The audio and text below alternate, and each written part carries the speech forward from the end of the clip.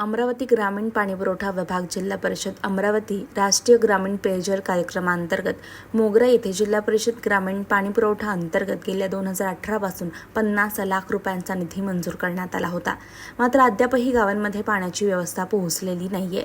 गावकरी अजूनही खासगी विहिरीतून पाण्याचा लाभ घेत आहे। मात्र हे निधी गेले कुठे असा संतप्त सवाल घेऊन समाजसेवक नितीन कदम यांनी जिल्हाधिकारी कार्यालय येथे निवेदन सादर केलं। 2018 मध्ये देण्यात आलेल्या निधीची सखोल चौकशी करावी अशी मागणी सुद्धा केली आहे।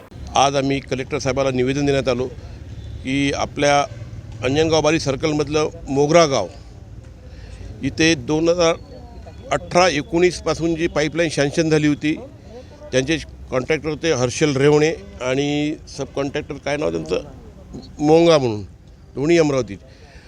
2018 पासून पाईपलाईन टाकली पण अजून गावामध्ये पाणी पोचलं नाही। काम पूर्ण झालं नाही म्हणजे कामच नाही झालं।